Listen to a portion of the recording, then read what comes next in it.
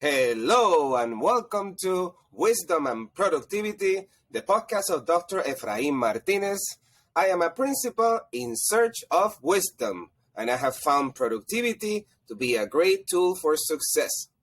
Today I have the great honor of interviewing Joe Ignace, who runs a podcast that is all about filling the knowledge gap between what you learn in school and what you need to know in order to succeed in your 20s. Joe Ignace, who are you? Hey, how's it going? Thanks for having me on. I really appreciate it. Yeah, who am I? I am, well, basically at this point, a nobody from Johnson City, Tennessee. I grew up and homeschooled till fifth grade, went to high school, played soccer, and had a bunch of siblings growing up, 6 of us kids in the family. Went to University of Tennessee went in 2016, and I studied accounting and finance, so fun stuff there that everybody loves. Throughout my college experience, I was introduced to this internship called Southwestern, and I went and sold educational resources door to door for 6 summers. I spent over 7,000 hours knocking on doors from about 2016 to this past year, 2022. I was able to learn to lead teams, recruit. I ended up having, at the age of 23, between 23 and 24, I ran a $1.2 million sales organization and business, and I was in charge of about 35 people. And then this last year, I could talk about that forever, but there's this last year in October, I decided to quit that job, go full-time podcasting, I helped build an online fitness company to 6 figures in under a year. And then in January, I started a consulting business to help people start their podcasts, help with personal branding and business coaching. So now I guess that brings us to here in short order. But I can go in more detail on any of this. Definitely. If you'd like. Yeah. So let me ask you, I remember when I was way younger, I sold knives door to door, and I learned a few lessons. What were some lessons that you learned selling stuff door to door? Because everybody has to start somewhere. Yeah, no, absolutely. So there's like, I've recruited so long for that internship that there's like a million things that you can get out of the program. You know, I think something every single person goes through who does like one summer. You know, I remember there's 2 moments I guess I'd like to share. The first one was on my second day selling, and I'm with my manager. His name is Zach. And, you know, I've got this 2007 purple Ford Fusion. That was my car at 18.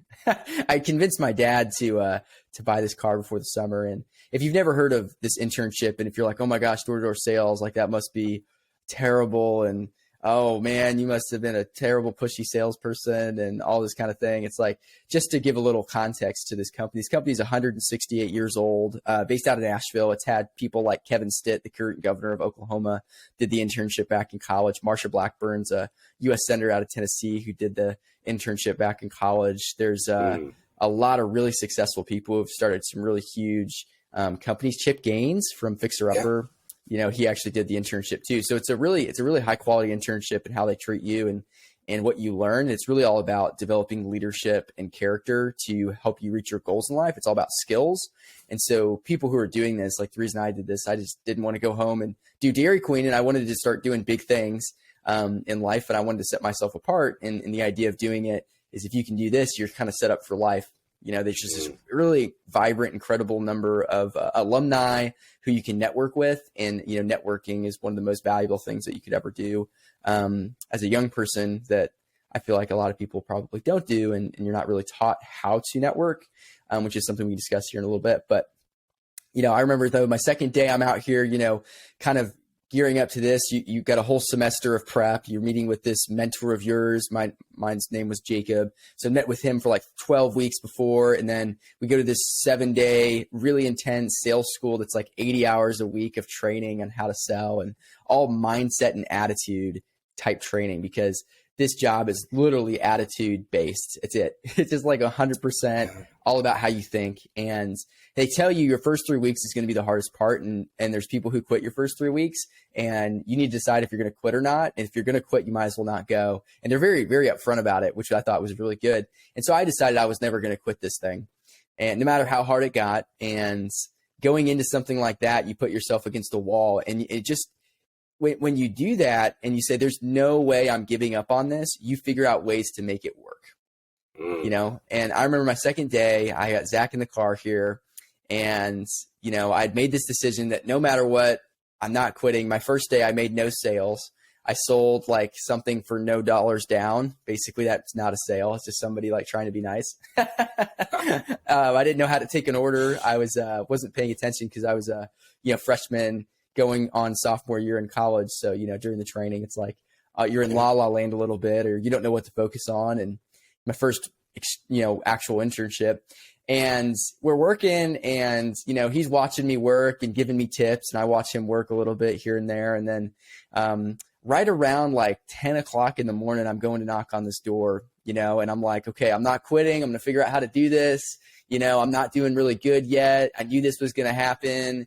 And, but I can get through this. You know, I played soccer my whole life. I was the captain on my high school team. I was the president. Well, at that time I was the secretary of the club soccer team at UT. I was like joined 5 clubs, you know, and, I was a straight A kid. You know, I had good grades. I was like, I can do this thing, you know, and I go and knock, and they don't answer. And I come back to the car, and, as a young man, I wanted to look cool. You know, I was like, okay, I'm going to whip my car out of this driveway really fast just to show Zach that I'm a man and I don't care about anything.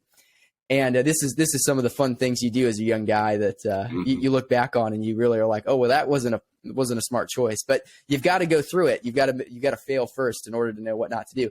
And so I'm very grateful for this moment. So I hit the gas really hard without really looking in my mirror. I start pulling back. And there's this cattle fence on either side of the driveway, because I'm in the country in a small town in Texas called Crum. You'll never find it on a map. It's like 2,000 people or less. And that's where I was working my first 3 or 4 weeks selling, you know, books, which is contrary to what most people think you do, is go to the most high density population area. But it's actually, you go to a smaller town because you can network really well. This is where I learned how to network, for example. And so anyway, I'm pulling out. I'm in the country. I'm on this gravel driveway, and I hit the side of this fence, and I scraped the entire left side of my car. And, you know, we're talking 2007 Ford Fusion, purple car, just a weird looking car. And, you know, and it's my first car. I convinced my dad to buy it for me. I was on campus my whole first year without a car. We had 6 kids, you know, it was just like, and I didn't work enough in high school to afford a car, but I was accepting that I didn't need one for my first year, because I was going to live in the dorms and I could walk everywhere, and I had a bike. So I convinced him to buy it for me to go do this internship, because I was like, man, I don't want to go walk in the hot sun in Texas my entire summer. I want to have a car. I want to be able to drive. I want to be able to do stuff. It's worth it. I'll pay you back at the end of the summer, is what I told him, when I do well, you know. So I was all in on this thing. And I remember at that moment, all of that going through my mind as I destroying the side of my car. Lime green paint. That was the color of the cattle fence. Lime green paint. So we got this lime green paint smeared all across the left side of my car, matching this wonderful purple color, this deep, dark purple. So, you know, it looked great. And as I stop, because I catch myself after I go halfway across the car, you know, I hear bzzz, and it's my back left tire. I had popped it, and it's losing air immediately. So I had to pull forward, further damaging my car, and I scrape it even worse. There's this huge dent. I get forward before the tire's flat, and then the tire dies, and you feel that part of the car go down. And I'm sitting there like, oh my gosh, I just convinced my dad to buy me this car, and I broke it my second day. I started to attack myself, and I got angry. I'm like, you are an idiot. you're stupid. This is never going to work. And all of those types of things that you could think about saying in your head when you make a huge mistake like that. And at that time, you know, with little life experience, it was the end of the world. I mean, there was nothing that could make today better. I was so frustrated. And my manager, Zach, who was just sitting next to me, you know, he was just smiling the whole time. He did not once look super frustrated this entire time. So he had done this internship for 7 summers. So basically where I had ended my career this is where he was in his career. And he was smiling, and he gets out of the car and was like, hey, let's go take a look. And he just got this great attitude, you know, and it's really frustrating me because I feel like he should be upset too, you know. I wanted someone to wallow in the misery with me, you know. Yes. It's funny how we do that a lot of times, right? And you know, I was so upset, and he's looking at it, he's like, hey, you know, this is a bummer. We can get this fixed though. It's like not the end of the world. And he's trying to, you know, help me out. He's like, do you know how to change a tire? And I was like, well, no, never done that before. He's like, well, do you have a tire iron? And I was like, I looked in the back, and I did, which was nice. We pulled that out. He's like, hey, do you have a jack? And I was like, what do you mean? What is that? What is that? Right. And so he says, oh, okay, well, let's go find a jack. And so he's just so optimistic. He goes to the same house that we just knocked on. They didn't answer the door for me. Right. He goes and he knocks, and the person opens the door for him. He says, what's up? Because he said, hey, we broke down in your driveway. Can we borrow a jack? And the person comes to the door and is like, sure, it's right over there. And so the guy who didn't answer the door for me answered for him and gave us something to help us, you know, fix our car. It was degrading, right? You're just like, oh my gosh, wow. Like this person purposely didn't answer for me. This is hilarious. And so anyway, we get this jack, and he's showing me how to jack up the car and how to, you know, get the lug nuts off. And we ended up switching out the tire, the old for the little donut I had. He said, hey, you know what? Let's just keep going. You got like 100 miles on that donut. You know, you're not going to drive far today. You'll probably just be in this neighborhood, and you can get it fixed tomorrow. I just want to see what else you can do so I can help you. I said, okay. And, you know, I'm in the car, and I'm frustrated and frowning the whole time, and I'm angry, and I go to the next house and I knock, and I'm in a bad mood. And as it turns out, if you're in a bad mood, people don't treat you very well. Like a mirror, you know, right? No, yeah. Nobody wants to hang out with somebody who's angry and scowling and, you know, pessimistic. And so, you know, the next hour or so I'm working with him, it's probably around 12 o'clock, and, you know, nothing goes well. And I'm just like out there just, you know, going through the motions. And he says, hey, you know, we're halfway through the day. I've got to go work with another rookie the second half of the day. Rookie being a first-time salesperson. Yeah. And, you know, he says, here, can you drop me off at the church I parked at so I can go, you know, work with them? And I said, sure. And I'm still angry at this point. And this one moment, you know, just this anger had just been still there the entire time. And I just couldn't get through it. And he started to tell me a story. He said, hey, you know, let me tell you a story about my best week ever. And it's like, oh, that's exactly what I want to hear. Your best week ever on my worst day of my life.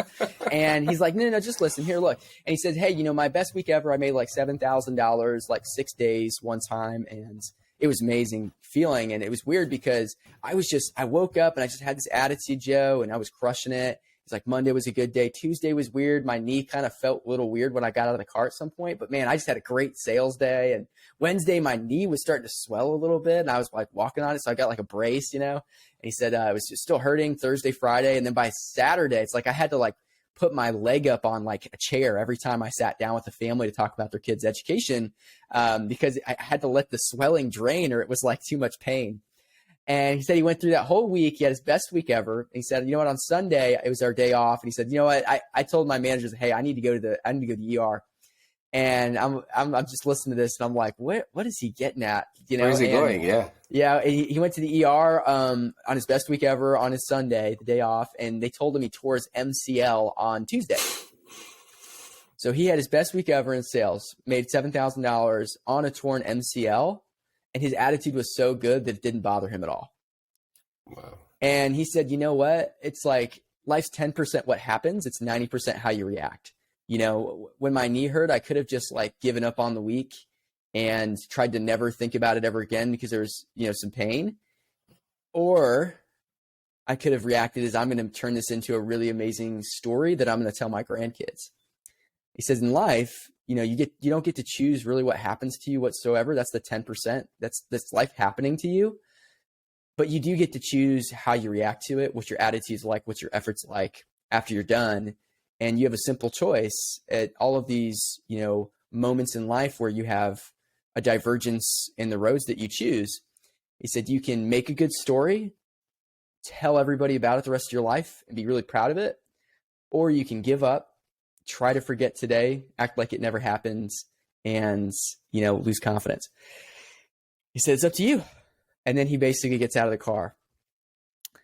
And, you wouldn't think during a door-to-door internship, out in the middle of nowhere, Texas, that's the kind of stuff that you're faced with on a day-to-day basis, is this choice of making a good story or not. And, that was a really pivotal moment for me. I went back out there with a fire under my butt. And I said, I'm going to be successful. I'm going to make a good story to tell everybody. And I worked, it was 12:30 to 9 o'clock, and I had no sales. And I was working so hard and people were not buying. It was my second day. I wasn't good at this. I'd never sold anything before, right?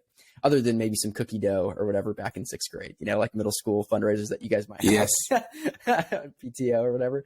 And I was just, and I just kept going. I was persistent in my effort, and my attitude progressively got better throughout the day. And I started to smile more, and I started to forget about the bad thing that happened to me with my car. By the end of the day, I didn't care one bit because I had just kept moving forward, and it's so important to realize if you just keep moving forward, like that stuff is it's just a small setback. It's not the end of the world. It shouldn't ruin your day.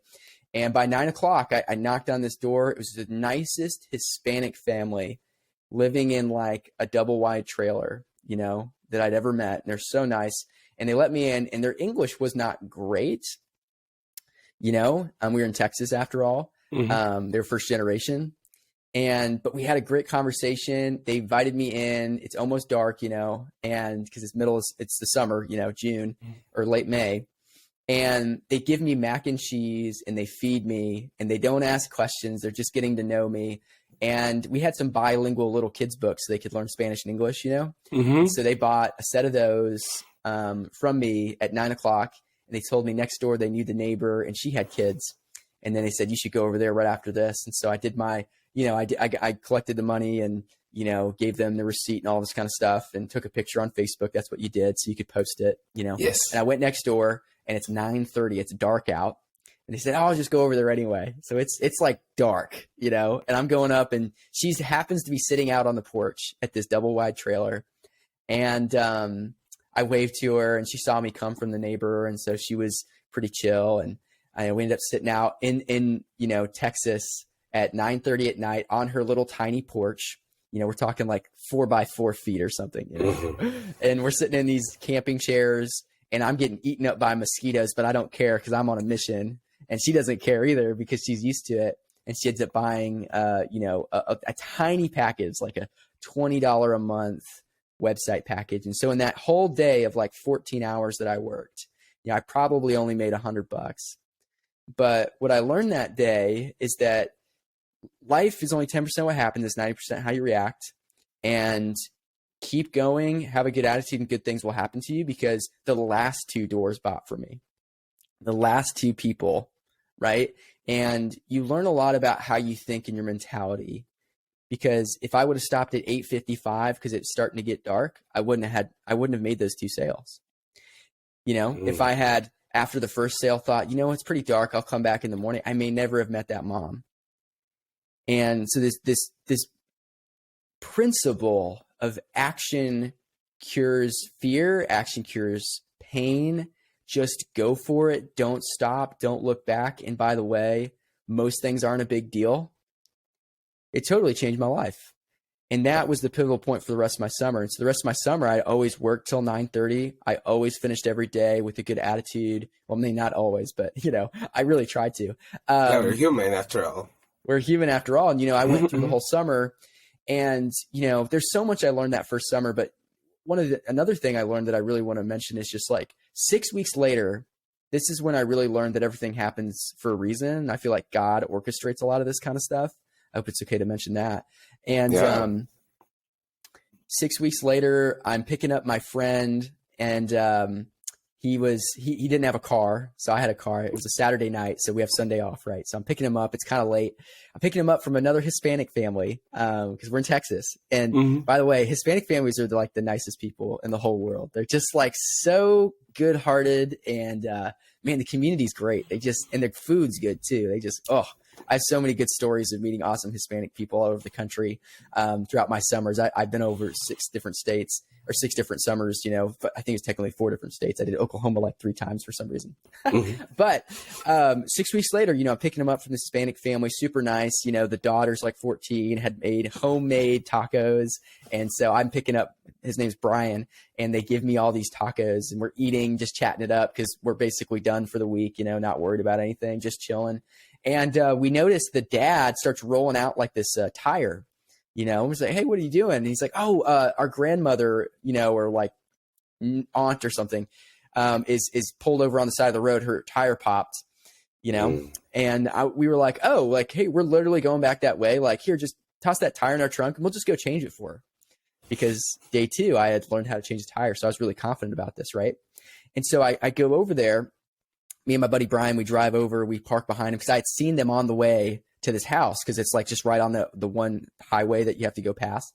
We pull over the shoulder. We say, hey, we just came over from your son's house and he gave us his tire. We just offered to change it for you. And they're like, oh, sweet. This is great. And I got the lug nuts off and took off the old tire. And then Brian had put on the donut. He started to tighten them, and they started asking like, what do we do? Like, how do we know them? And we're like, oh, well, they just got some educational stuff. And as it turned out, the grandmother was with the daughter, and they had a bunch of kids, and they were like, oh, well, like what kind of books? And I'm like, oh, these kind. I hand them the little sample book. They start flipping through. I'm like, wow, this is amazing. Like, this is so awesome. How much is it? And we're like, oh, it's like $500 for the whole series, but it lasts to like 6th grade or whatever. And they were like, oh, cool, we'll take it. And so on the side of the road, as we're changing a tire, they gave us $500 and bought a whole system of books from us because we helped them. And so at that moment, I realized day 2 of the summer was the best thing that could ever happen to me. Not only did I learn this principle of just keep going and life's 10% what happens, 90% how you react to it, but I also learned that things that seem bad in the moment are gonna help you in the future. And so when you look at things in the past, right, and you're like, if something hard's hitting you right now, like there's a purpose behind it. There's a reason that's happening. It's like you can look at that pop tire, which again, on the face of everything is not a big deal, right? And you can think, wow, this is the worst thing could ever happen, which is exactly what I did. Or you say, you know what, I'm learning from this. I just learned how to change a tire, this will probably serve me somewhere. And it's so hard in the moment of all the emotions to think that this will be a good thing for you in your future, but you just don't realize how big of an impact it's going to make for somebody else, right? Because that skill of popping that tire and that emotion of knowing how frustrating it is made me a more compassionate person to go and say, hey, I'll go help this lady on the side of the road who I don't know, because I know how to change a tire and I know how frustrating it can be. And therefore you become more compassionate, and so it's all a whole big 360, full circle. Wow. I'm glad that happened. And then it paid off too. And just in money too, which was great. It's just, it's crazy how all that works, but those would, I'd say, be a couple things. There's so much more than that. I mean, I could talk about this forever. So I'm telling you, Joe, it takes some people a lifetime to learn those lessons. So thank you for sharing that. Steve Jobs said that life only makes sense when you look back and connect the dots. So yes. Absolutely. Let me ask you a follow-up question. You talk about internship. As you know, I'm a middle school principal, so I'm always guiding children, but also I'm a father, so I'm guiding my own children. And I told them the other day, I read an article of the system of universities in New York, where the computer science majors who were graduating were not obtaining jobs because the university didn't offer internship opportunities. So they were graduating without any experience, and they had a degree, a loan, and no job. And you had the fortune to have internships. Can you tell us the process of selecting the right university to what you want to study in terms of being able to have access to internships and job opportunities?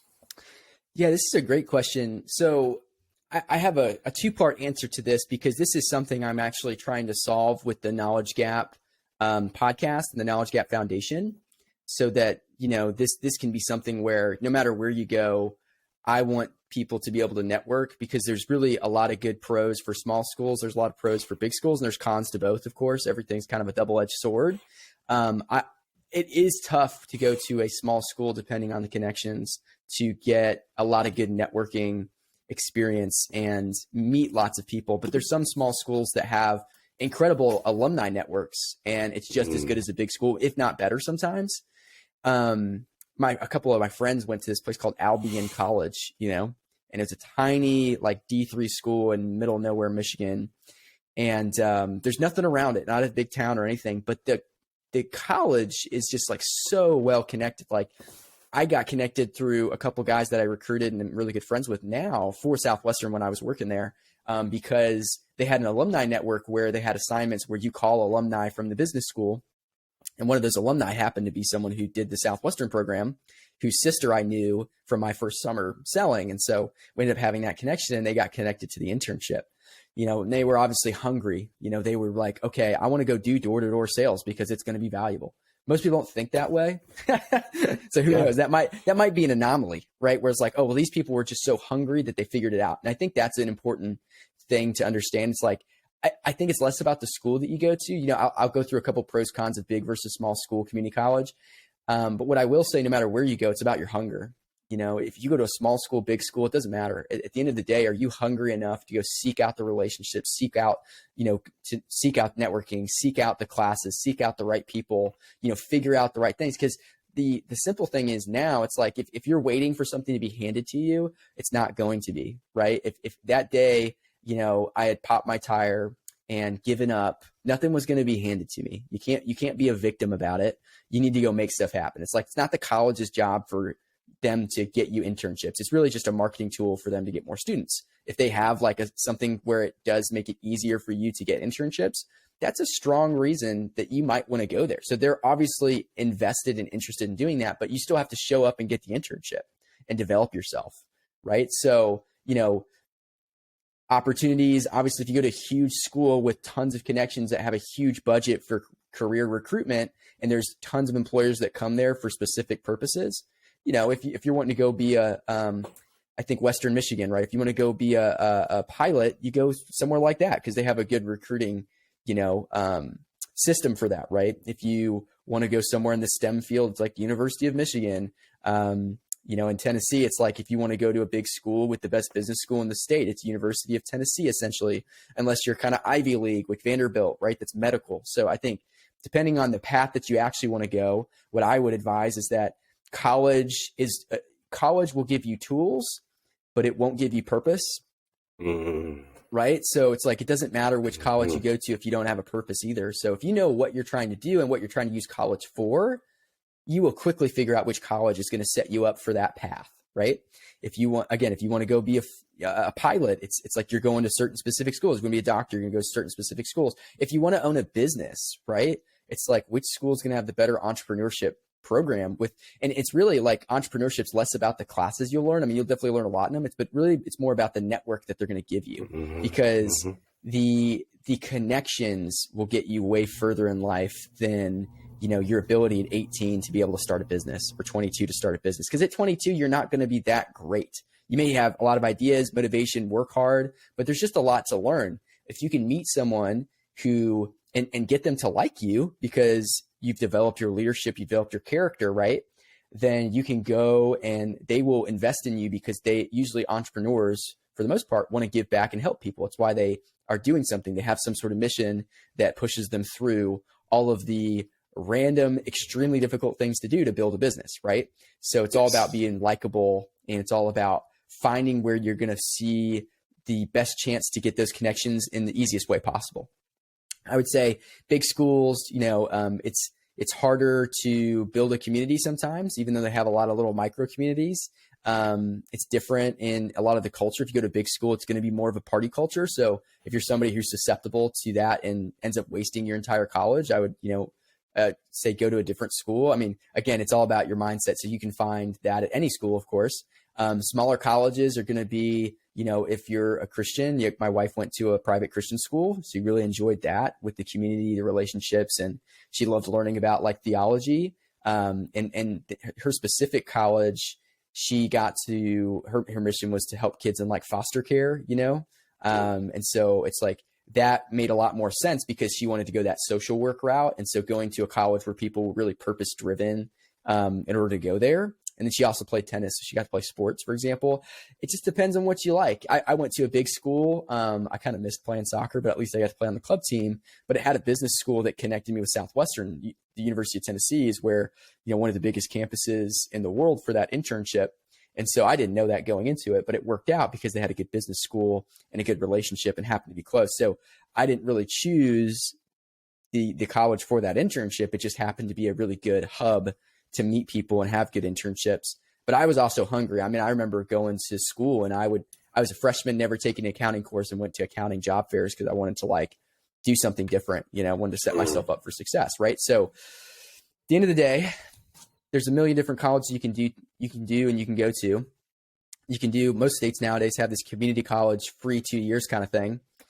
I just interviewed a student on the podcast about community college and if it's worth it. And he's actually taking a gap year and we talk about that. So I recommend listening to that podcast to get it from a student who's actually going through that process. I didn't go to community college, but based on his interview and talking to friends who have done community college, there's not much community in community college. You're kind of staying at home. So you're not like getting you're not growing as much as you would if you went to a different school and didn't live at home.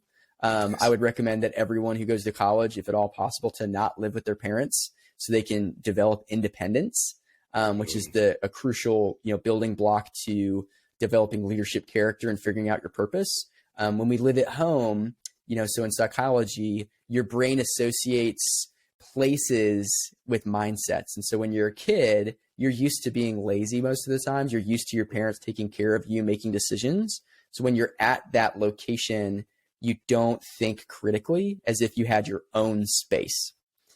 Super important not to live with your parents, whatever college you go to. Community college, the classes, thank you. The community college, the classes you're going to get there are pretty low quality on the grand scheme of things. But honestly, again, the classes, like I don't use 80%, 90% of the classes from high school or college in my day-to-day life. What I actually use the most is networking, people skills. I do use accounting just because I run businesses. So that works out pretty good. And that was sort of part of the plan after sophomore year of college. And, what I really use is sales skills. And from my internship, and I talk about mentality, what I gained through that actual real life experience. And so if you want to be successful, my advice for you, just to put a little bow on this, would be go somewhere that's going to get you the most real life experience with the best opportunity to network with incredible people in your desired direction. And if you don't know your desired direction, if I might plug my podcast here, you should listen to The Knowledge Gap on Spotify, Apple Podcasts, or YouTube if you're more visual, because, we're basically a young person's guide to mastering their purpose. And if you don't have direction, doesn't matter where you go, you're going to end up pretty average and pretty unhappy with your job, because 88% of people don't like their job. And the only thing I can really come up to after interviewing a ton of people, over 20,000 families in the summers, which is really, a pretty unique statistic. Most people don't do that most of their life. They don't meet that many people. And I did it in 6 summers. I saw people from varying success levels. I've literally sat down in like multi-$100 million homes with people who, are like the best business doctors ever. And I've sat down with people who live in trailers and they work, in a coal mine and everything in between. And the difference between the different success levels, and I don't think money's everything, but the difference is always the mentality, not as often the opportunity, right? It's usually the mentality. It's like, how do I figure out how to be successful, right? And, life's 10% what happens, 90% how you react to it, right? So it's got to be a hunger. If you don't know that purpose, it's going to be tough to have the motivation to go be hungry, to figure out the things necessary to live the life that you want to live. Because everybody's got a dream, but very, very few people go and reach their dreams because a lot of people give up, right? They give up before they get there, and they don't believe in themselves, which is really what in the podcast, what we're trying to do is we're trying to teach you how to master that purpose so you can have motivation for a better life and live a life that you love living, doing things that don't feel like work to you and impacting people and helping others. This podcast is a proud member of the Teach Better Podcast Network. Better today, better tomorrow, and the podcast to get you there. Explore more podcasts at www.teachbetterpodcastnetwork.com. Now let's get back to the episode. That's a great segue. Let's talk about the knowledge gap. I have this podcast with the purpose of sharing the wisdom and productivity of people that are kicking some serious butt in their areas. And I stumbled into your YouTube channel, and I saw you talking about Dale Carnegie, who's one of my favorite authors. And I am very curious about how the idea of this podcast came of, I understand, to giving that extra knowledge that people need to know on how the real world works. Because often we don't realize how naive we are until we stumble with the reality of life. What should we know about the knowledge gap? Yeah. So do you want the origin story? Because it's a little bit longer of a story. Okay. I can give you the origin story and how we've progressed, because it's been a journey so far. We're about 8 or 9 months in. I started really back in July. So back in July, it's July 4th, and I'm in Lexington, Kentucky, or Louisville, somewhere in Kentucky with my wife's parents, brother-in-law, sister-in-law, all that kind of stuff. So there's a little niece, and we're hanging out, and her parents, one of them's a pastor. And so that's her father. And so we're doing this little Bible study on like the day before the 4th of July or whatever, just because he got everybody together, and we just they had printed out some verses or whatever. And I don't know if I'm going to take credit for this, but like the Christmas before, we had a little Bible study beforehand for Christmas, like Christmas Eve maybe, and we're talking about, it's like Luke 23 or 24. I should really remember the verse, but there's a conversation that goes back and forth between Jesus and Pilate when Jesus is arrested. Pilate was the governor of Judea, I believe, right? Yeah. But governor of Jerusalem in that area at the time, right?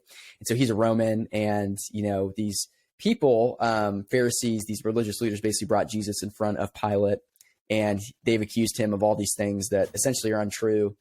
And Pilate's, questioning Jesus, and, are you the king of the Jews? And he's asking all these sort of questions, and Jesus says, you have said so, or whatever. And he asks him something, and then Jesus says, I come to speak the truth, and everyone on the side of truth, will listen to me.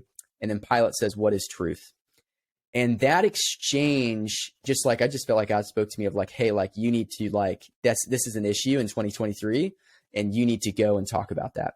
And so I was like, whoa, it just hit me that like, wow, that is the concept for what needs to be talked about on this podcast, And so I called it something like On the Side of Truth at the beginning. It was a confusing, sort of thing. I didn't know how to podcast, but I knew I needed to go do this thing, and I needed to probably quit my job. And there's this whole story of going through quitting my job that was like painful and, just like hard to like do, because I just loved all the people and I really enjoyed what I was doing in the actual motivational aspect and being able to speak and doing all these things.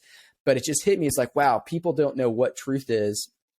And so they don't have a clear path for their life, is what it ended up, turning out to be. And I was like, wow, and I didn't know the name of the knowledge gap for a really long time until I'd done like 15 or 20 episodes, but so from that verse, like, what is truth? I just feel like people ask that question all the time and they don't really get any good answers to it. It's not a question often taught in schools nowadays. It's sort of told in schools that, hey, it has to be this way, which for math and history and a lot of these different things, like obviously, and when you're a kid and how you're learning, it's like some things have to be concrete for a lot of things. And so one of the most important things I talked about on a podcast 1 or 2 episodes ago was like, what you need to learn to do is how to think for yourself. One of the most important things that you should get out of school isn't like, okay, you need to be the best person at math. Well, maybe for engineering and maybe science for medical field and all these different, industries, but you really need to learn how to learn and how to think for yourself. If you can learn how to learn, you can essentially go do anything you want. And so that's the premise for the knowledge gap. It's like, hey, like whatever you want to do is just on the other side of this thing called the knowledge gap. And if you're able to learn the knowledge to bridge that gap, you can do that thing. So therefore, everything in life you can go accomplish if you want to. And then the question is, well, do you want to?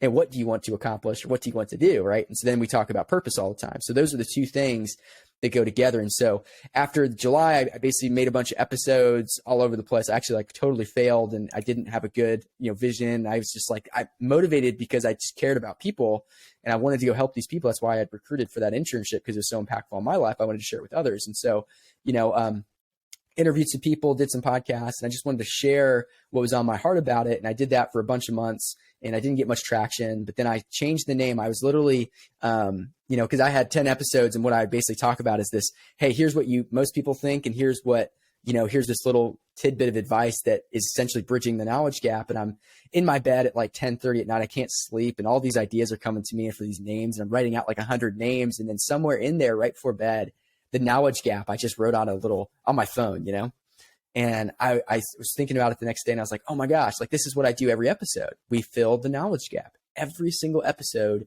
we are adding value in a way that's teaching people stuff that they normally don't hear, right? Things that aren't taught in school, right? And so part of the mission for the foundation and part of the theory behind why we talk about what we talk about on the show comes down to this idea that when you graduate high school and college and you're a young professional and you're in your 20s, right, you are making life-changing, life-altering decisions based on little to no life experience.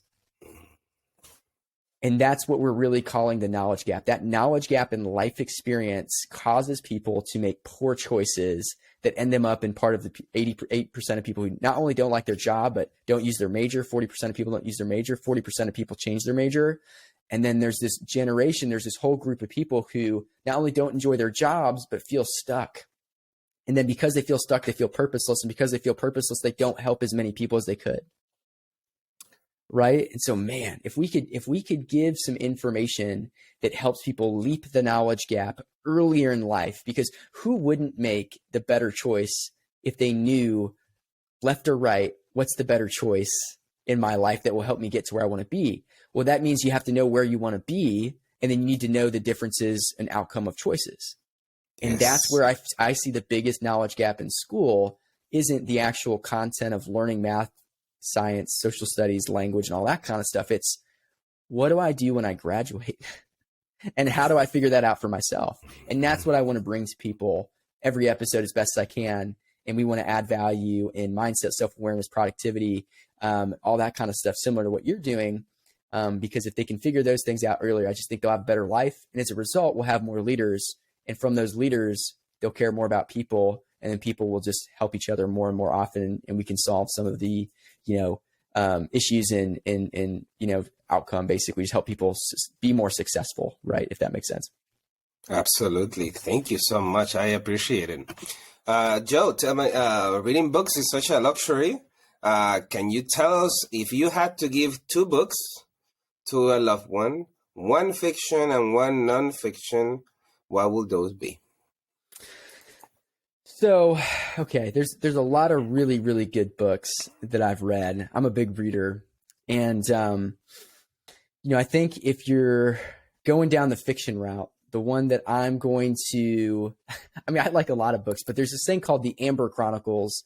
That's a really good read by Roger Zelazny. And it's I think it's actually technically a 10-book series or something. It's a huge novel, like put together. It's like 1,200 pages or something. And, I read this book and it was just so incredible because like the first page, like I love books with really good hooks. The first page, you're essentially this first person, viewpoint of a guy named Corwin, but you don't know his name. He wakes up from a coma, like in this bedroom and, in this like hospital, and he feels drugged up and he's got casts on his legs from an injury. And he's trying to figure out what his name is and all this kind of stuff. And it's just such an interesting little internal dialogue that I immediately fall in love with. You immediately fall in love with the character, and he hears someone come down the hallway and they come in. It's a nurse with a big needle, and he's like, "Oh, that's drugs. I need to not let that go into my system." And so he says, "Hey, you can't do that," And then she walks out, comes in later with a big male nurse to like force him to do it or whatever. In the meantime, before she came back, he goes and breaks the casts on his legs some reason, and he's totally fine and healed, which he wasn't even expecting.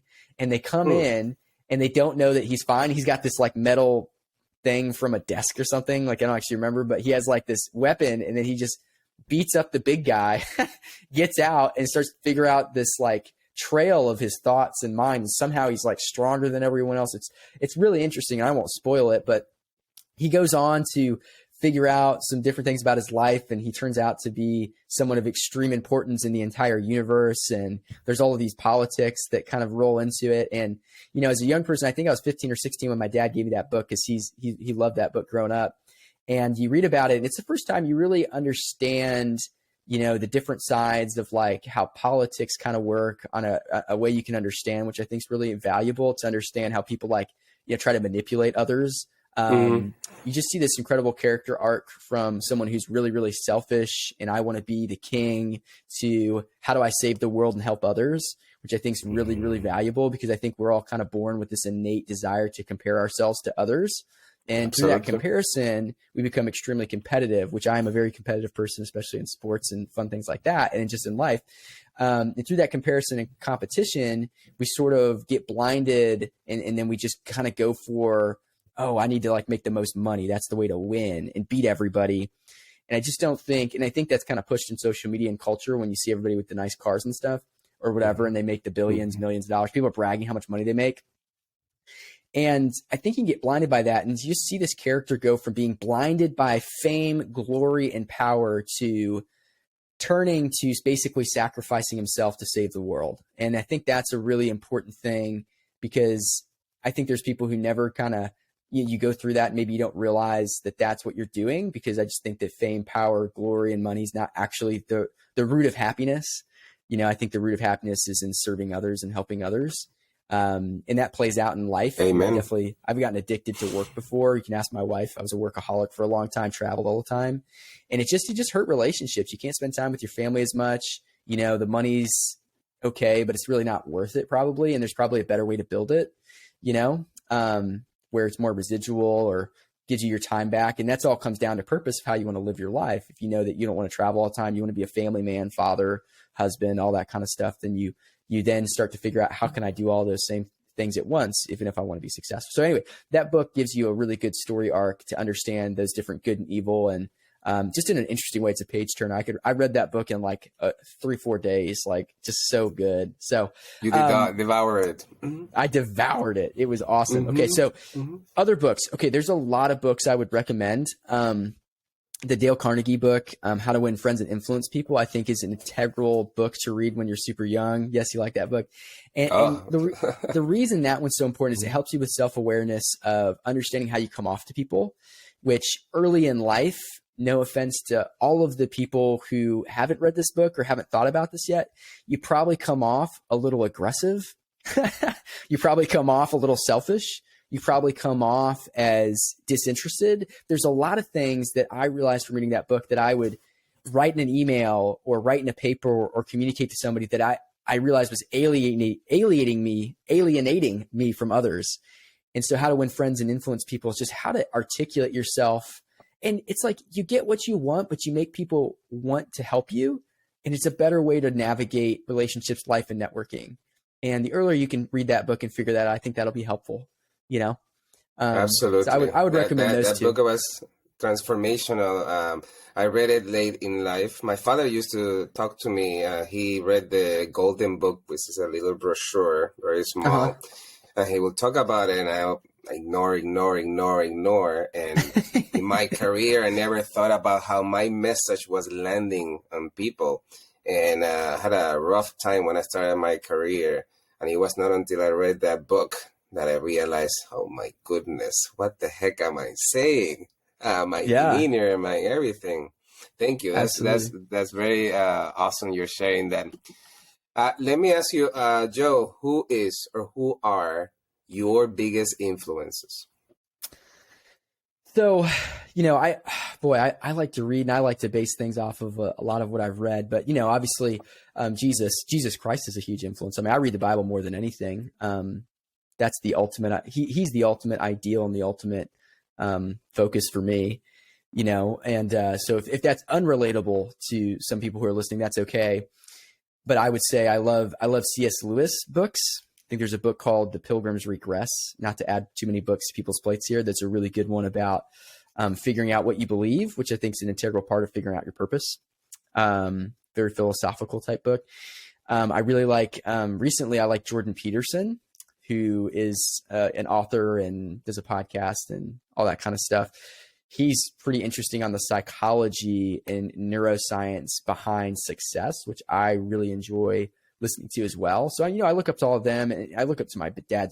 My dad's a really awesome person. So I got real lucky with him. So he influenced me in a lot of ways. I always want to impress him, but I would say those C.S. Lewis as an author, just some of his books really helped frame my mindset a lot. And then Jordan Peterson with the neuroscience. I like a lot of people. David Goggins is really cool. He just talks about how you can't hurt me. I'm a big Malcolm Gladwell fan. He has books like Outliers. It's all analytical, research studies to see like what actually is true. Like he found that people in this small town, because they had really, really good relationships and community, they ate like the worst diets ever, were really unhealthy, but they lived longer than people who were healthy but had high stress, isolated lifestyles, which is kind of interesting. So I like learning about stuff like that. But Jesus, Jordan Peterson, C.S. Lewis, and I wouldn't equate them all three on the same level. Obviously, Jesus would be, of course, way more important. But I like Jordan Peterson says, before you criticize others, make your bed first, which is a very important advice that I tend to share with my students who love to criticize others, especially through group chats and TikTok and Snapchat and all that kind of stuff. Thank you so much, Joe. So, Joe, let's talk about imposter syndrome. Mm-hmm. How do you address the moments where all humans, we feel like, I'm not good enough. I don't think I can do that. I will never be able to do that. That's only other people, not me. How do you address that? Yeah, so imposter syndrome is really interesting. I have a couple books I'll recommend at the end of this that I think everyone should read to help understand how identity is formed psychologically. But I want to start off with illustrating a mindset and a logical fallacy that people do when they're thinking about what's possible, what's not possible. And then I want to use a story from the summer of my first summer where I learned to break belief barriers in a very applicable way to this. And so the logical fallacy that everyone basically goes through when they're experiencing imposter syndrome, right? And imposter syndrome, if you don't know what that is, right, it's basically you don't believe that you can do something. That's the simplest way to, it's when you doubt yourself, right? Every time you doubt yourself, it's imposter syndrome. Those are equivalent in the most basic definitions. So the logical fallacy is this: when you're looking at a new thing, you base your success of that new thing based on your past. And this doesn't make sense because your past, you were less successful, less experienced, didn't know as much as you do now. And if you tried something and failed, it probably was your first time. And if you're young, you're new at everything. You're new at everything, which means you suck at everything. Excuse that, not as an insulting way, right? You are bad at everything when you first try it. Okay, if you're great at sports, it's because you played it longer than anybody else and tried harder. If you're good at music, it's because you did the same thing. So you have confidence in those areas because of your past successes. But what if you're trying something or have a goal to do something that's not based on past success? You're going to experience this thing called imposter syndrome. Because you do not have what I call a confidence anchor, something in your past that anchors you and your confidence and ability to accomplish this thing, you're going to doubt yourself. So this is something you have to face and figure out as quickly as possible. So because it's based on your past, most people make decisions based on their past, which again, is that logical fallacy, because the future is not dictated by the past. What happened yesterday does not change what could happen today. And so if you base your decisions for your ability to succeed on the past, it's a lie. Yes. So your willingness to accomplish things in the future, right? You should base your goals and what you can actually do based on your willingness to learn. Because if you figure out how to learn and you're willing to learn, if you're basing your future off your motivation to learn and your willingness to try your hardest, right? Actually give it your best, That's how you should decide if you can or cannot be successful at something. If it's really more like this. If you're not willing to put in the effort it takes to be successful in that area, then don't do it. Don't believe that you can't. You can actually do anything. Just don't do that task because it's not that important to you. Instead, put your energy into a task that's more important than anything else to you. Because then you'll push through every self-doubt. You'll figure it out. You'll make it happen. When I was doing podcasting, the statistics are 97% of people quit at episode 7. And you feel that. Like, I don't know if you felt that when you were there, but I felt it. Absolutely. Wow, I'm overwhelmed. This is hard. Nobody's listening. If your mission isn't big enough, you would quit. But if your mission, if your why behind something is big enough, the how to do it and the what to do will figure itself out. So, a way this plays out in real life. So the last 2 weeks of the summer selling books, with Southwestern, they have this competition called the I Want to Win competition. When you win, you get this bat with school colors, your name on it. And I have one floating around right here. Let me grab it. There it is right there. Right here, right? So you get your name on it. I want to win summer 2020. You get these logos, and this is orange and white for University of Tennessee, which is playing Kentucky at 1:00 today, which I'm excited about. Good luck. Fan. Thank you. And the team needs it, not me. And so you get this bat, and the only way to win is having your best week in sales one of the last 2 weeks of the summer. Your best week, beating every other week, the best week you've ever had. So what happens, right? So we have this logical fallacy, and this is what puts us into the imposter syndrome. And then we tend to think in one of 3 ways, right? When we get to this contest, it really helps illustrate this because you have 2 weeks left. The way to win this bat in this special, there's more prizes than just that, but the way to win, you just have your best week ever. Logically, you're the best at this job that you've ever been. You've sold more than you've ever sold before. You have more experience than you've ever had before. You have more customers who vouch for you than you've ever had before. It's the last 2 weeks of the summer. Logically, you should have your best week ever, but here's what happens in the brain. One of three mentalities, right? Most of people live in the future or they live in the past. And you can probably think of everybody that you know, and they're one of these 2 categories. There's very few people who live in the present. That's the third thing, right? Living in the present. So when you live in the future, right, what this is like anxiety. This is worry. This is laziness. It's not going to matter, right? Because we don't think it's going to impact us.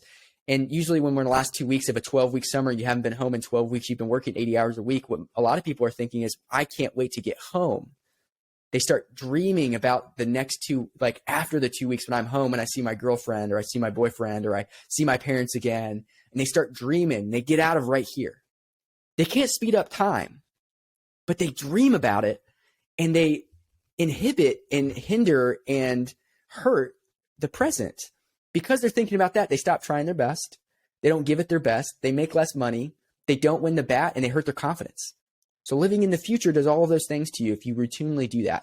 Now, you should be thinking about the future and planning. That's different. But living there, daydreaming all the time, wishing you were somewhere else is a waste of your time. And time's the most valuable asset. So don't waste your time by living in the future. A lot of people, too, they live in the past.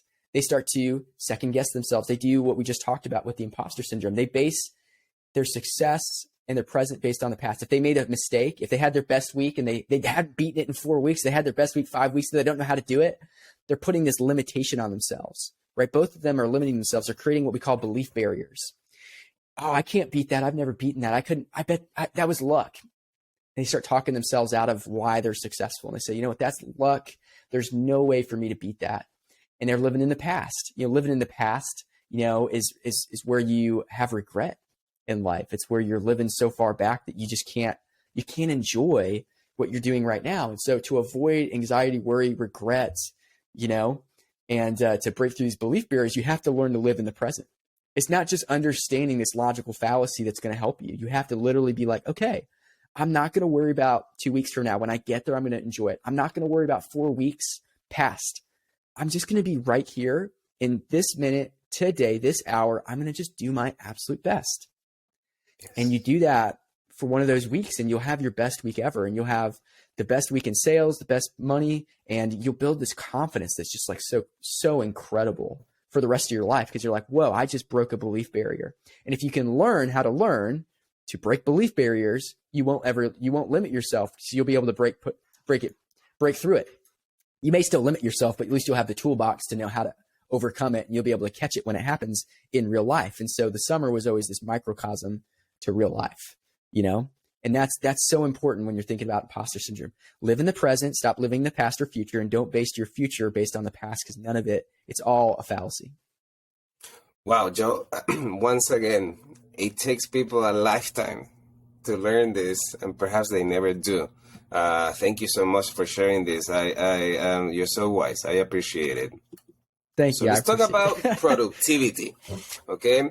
Being successful includes being on top of our productivity, but this means different things for different people. How do you get to do all this stuff and still live a fructiferous life? Yeah, productivity. So I literally just did a podcast on this. So you guys should all go listen or watch that on YouTube on productivity. It comes out next Thursday. Well, I guess I don't know when this is actually going to air, but it's coming out like February 23rd or something. You can cut that out if you need to. But basically what I talked about on that podcast is how to set up your week and how to set up your days based on this book called The One Thing.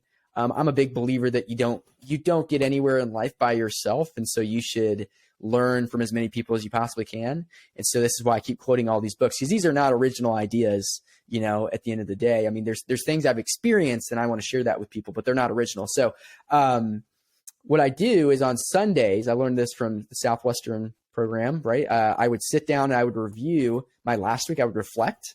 Okay. What went well? What didn't go well? What do I need to focus on this week? And then what didn't get done and what did get done? And a lot of people are unproductive simply because they don't have a purpose, focus, or vision for the week. So they're kind of just waking up and they don't know what they're doing that day. Yeah. So on Sunday, every week, like zombies. Yeah, right. Mm-hmm. So on Sunday, before you even start the week, spend an hour just reflecting what went well, what should I focus on, what didn't go well, and what didn't get done. Make that list of things that didn't get done and what your focus is. Put the focus at the top of everything you're doing so you can okay, I need to focus on patience this week because I got real frustrated last week, whatever, right? And I have these 5 tasks I need to get done. And then what you do is you look at your week, and what you do is you do this rock, pebble, sands, which I'm sure you've heard of before. You put urgent, important things in your schedule first, things that have to happen at certain times, right? And then you put important things that are unurgent that you can do anytime around those next. Right. So these are like the list of things that you didn't get done last week that need to get done. Right. The urgent list would be things like going to class or going to work or getting this project done by this deadline. Right. And you put all those things into your schedule first. You fill up your time. And what I would recommend is after putting that in your schedule, where you put it in your schedule matters, if at all possible. You put all of the most difficult and creative things that takes lots of energy first thing in the morning. So I recommend waking up, hitting the gym, eating a really good breakfast, showering, doing all of your stuff, reading a positive book to get your mind in the right way, and then doing all of the hardest, most intense, most creative things first thing in the morning from like 8 to 12. And it's amazing because when you just say no to meetings, you say no to distractions, you turn off your phone and you just focus on the one thing that basically makes everything else unnecessary is what that book's about. 12 to 5, you do all of your miscellaneous tasks and meetings. You're 10 times more productive than trying to do a creative thing, because your mind goes from different parts of the brain. When you're trying to be creative, it's a totally different mindset than when you're talking to somebody.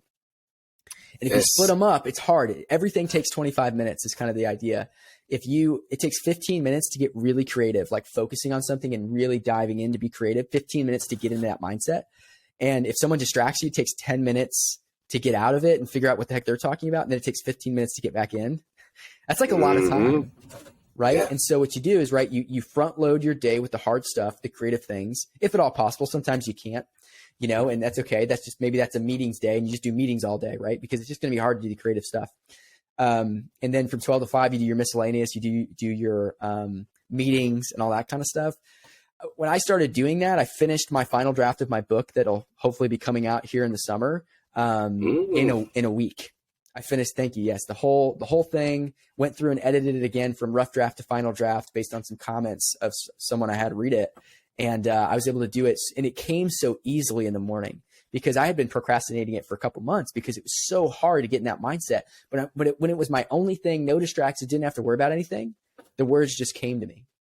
And so that's what I'm going to recommend, right? So you have your Sunday planning time, reflection time, and setting your intention for the week, planning your whole week for the most important things, right? Getting your schedule in the morning set up to where you do the same thing every morning, if at all possible. Wake up, you hit the gym, you go, you eat, shower, you read a really positive, motivational book, just 10 pages. Don't make it long, 10 pages. You'll finish a 200-page book in 20 days. Correct. Okay? It's perfect. It'll work out. And then do your hardest stuff first until 12. Eat some food. If you're hungry, you're not going to be able to perform well. Eat some food. And the rest of the day, do your miscellaneous tasks, meet with people, do all the stuff where you're interpersonal. Because when you're in front of somebody, even if you're an introvert, I'm a big introvert. When you're in front of somebody, you have to be on. And so that's like an excuse to be focused. Whereas when you're alone, it's hard to be focused. So when you're the most energetic, that's when you should do your focus time. The rest of the evening, do whatever you want. Have fun, chill out with the fam, go play some sports. Highly recommend playing sports a bunch, and spending time with people that you love, because the whole purpose of being productive is essentially that you can have time in the places that you want to have time. And a lot of times that is relationships, that is people. People are more important than money and materialism. Absolutely. Let me ask you, in terms of productivity, what happens behind the scenes with your podcast? How do you get organized, your ideas, your episodes, scheduling, all that kind of stuff that happens that we don't get to see? This is a great question. So there's a lot of things that go on behind the scenes. So there's a ton of analytics that goes along with it. So I'm on YouTube analytics all the time, seeing like what people like, what they didn't like, because I just want to make content around this purpose-driven idea that help people figure this thing out, help people figure out life and success earlier in life, as early as possible. Even if you're 35 and haven't figured it out, there's still time. And I want you to figure it out. I just focus on the younger generation because they're more likely, at least the change now will make maybe a greater impact, or at least they're more malleable or more able. Because a lot of times when you're 35, you've got like all of this risk that now you have in your life where you're taking care of things. So it's harder to pivot. I still want those people to pivot if they want to pivot, so it's really good content for all the different ages. But, I'm focusing on these analytics of what do people gravitate towards? What do they need? What kind of content is helpful for the viewer? I literally base it all on the audience. It's not like, oh, here's my wonderful idea. No, I'm like, okay, like, what do you need to hear? So I spend a ton of time researching and looking at like, what does this audience member, what is my ideal people, what do they need to hear? Because I want to create stuff that is valuable for them, because this isn't about me. It's like, I'm not just doing this for fame. Although like, yes, you can make money from podcasts. And yes, it helps me get clients for my business. And yes, it is a product that I'm like, hey, I run a podcast. I can help you start one. Those are all true. But at the end of the day, the podcast itself is not about any of that. It is I felt called to do this, and I'm going to figure out how to add enough value to you that you can be more successful. That's the goal. And so that's what I'm doing a lot of the time. Most of the time is that. Once I know what people are looking for and how I can help them, then, it's as simple as just writing an outline, and I've just created this new outline going forward because I think people really like it, where we go through, we got 3 segments. So we do an intro of an idea that we're going to talk about. And then we'll watch a video that sort of plays out a behavior that is or isn't good. We kind of just look at like a common habit in society from something popular. Like I think this next episode, we're going to watch a video from The Pursuit of Happiness. And it's about Chris Gardner, who goes into an interview with paint in his hair. And the whole episode is going to be about just show up, right? It's about this imposter syndrome, essentially, that we're talking about here, right? Yeah. How people basically will overthink and not show up, and half of success in life just showing up. And Chris Gardner is a guy in this movie who was in jail the night before, painting his apartment, had paint in his hair. He's not in a suit, and he's like in this high-rise 50-story building, getting interviewed with these guys in suits who are millionaires. And he shows up, and most people don't show up when they think they're going to fail. They avoid it. They give up. They just say, it's not going to work out. It's not worth my time. I'll just go sulk at home and be upset. But he shows up and he gets the job because he has an incredible attitude and he makes it happen. And that doesn't work out every time, but it's not about it working out every time. It's about the principle of I always show up because I'm a man of integrity. I always show up. Even if I'm going to fail, I go in there and I do my best. Even if I'm embarrassed, I'll learn from it. And sometimes I'll win. right? And so we talk about that, and then we talk about, the value of that. We, and we keep this, try to keep this 15 minutes or less, so it's simple and easy to digest. And then, what we're going to do is we're going to look at like meaningful music. So we'll have a clip from Eminem's song, Lose Yourself, and we'll basically talk about how his lyrics are like, you've only got one shot, don't miss your chance, and just talk about his story a little bit. And we'll probably have an episode on 8 Mile, or not, is it 9 Mile? It's 8 Mile, right? 8 Mile. Mm-hmm. 8 Mile, right? On his movie 8 Mile, just because it's so reflective of the mental battle that we have before anyone knows who you are, right? Of being successful. And, we're just going to go into those lyrics, and we basically going to, listen to the song for a second and just talk about like, what does it mean? What is he trying to say? And how does that apply to your life? Because there's just so much really good, if you dig in to these movies, these shows, this music, different books, you can just see these wisdom, these lessons in life that will help you, figure out your life faster. Right. Yes. And so that's how we're going to set it up. I think it's going to be enjoyable. We haven't done it this way before, but after just researching and thinking it through, I think, it's really going to relate to people. It's going to be some of their favorite music. It's going to be some of their favorite movies, some of their favorite books that we're going to react to every single time. And we've seen in the past that really helps people understand the points that are being made, going forward. So all of that kind of creation and thinking those things through that will help the listener, the viewer, understand the concepts more easily.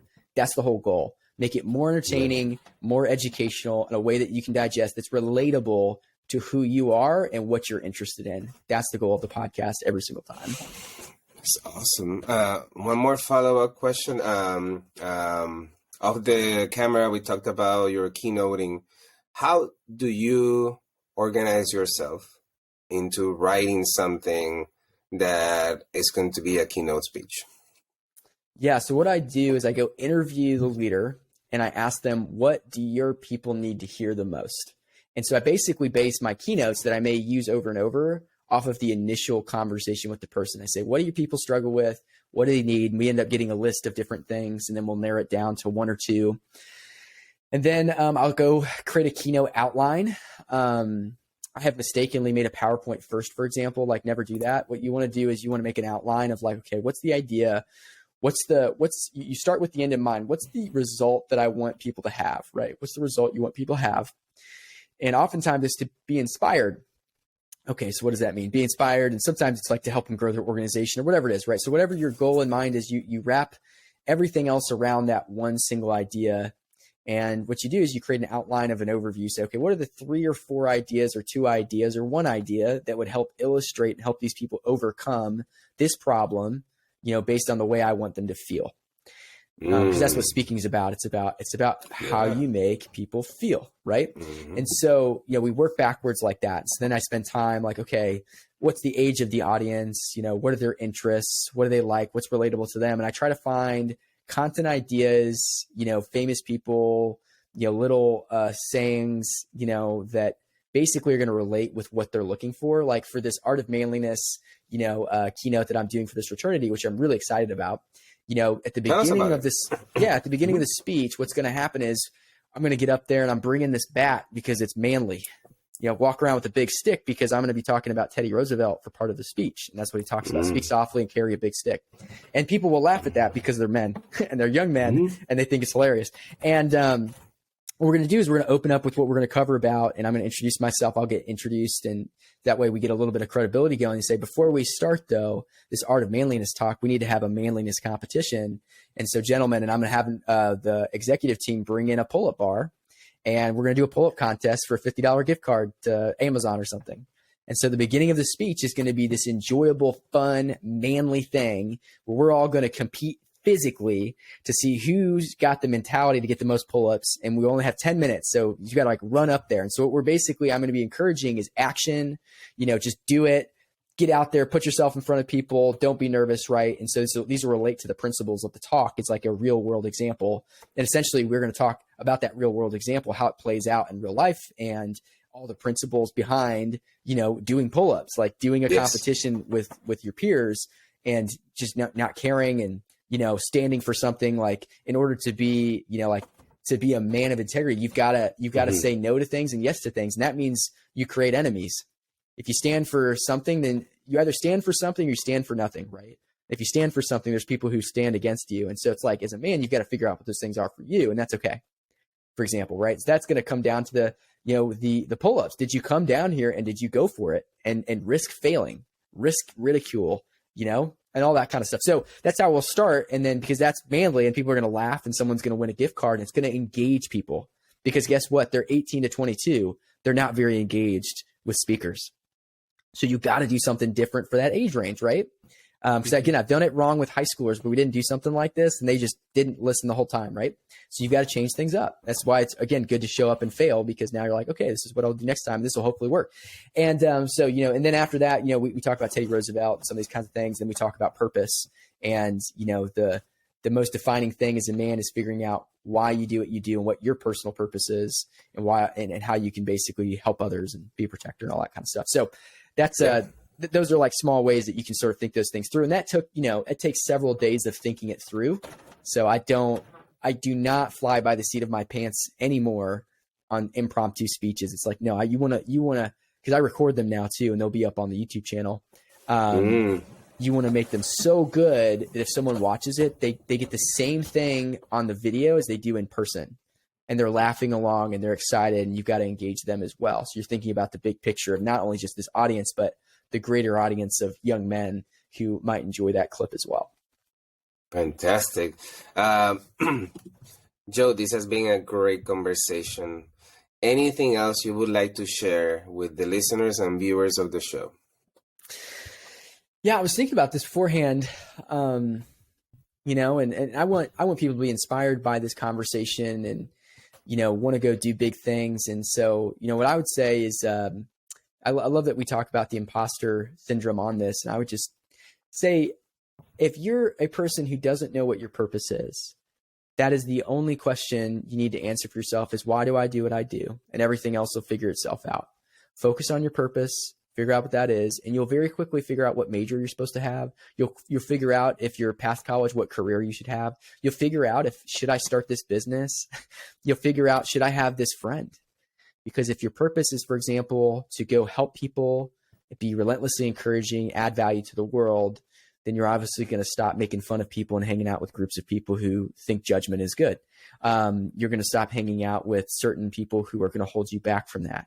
You're going to start picking classes, majors, books, mentors. You're going to start networking with the people who believe the same thing. And so once you figure out the purpose aspect, you'll start finding friends. You'll start meeting people who believe the same thing. And the quicker you do that, the quicker that you're going to start seeing success in your life, feel more motivated, and know exactly what direction to go. Awesome. Thank you so much, Joe. I had such a great time. I can't wait to keep seeing your videos and definitely looking forward to your book. Thank you so much. I'm so glad that I got to be here. I feel super blessed and I appreciate you like crazy. And I hope that we become pretty good friends and stay connected for many years. Absolutely, man. Have a good one. Peace and calm. Thank you for listening to Wisdom and Productivity, the podcast of Dr. Efraín Martinez. Chulo. And I love that production. Chill out.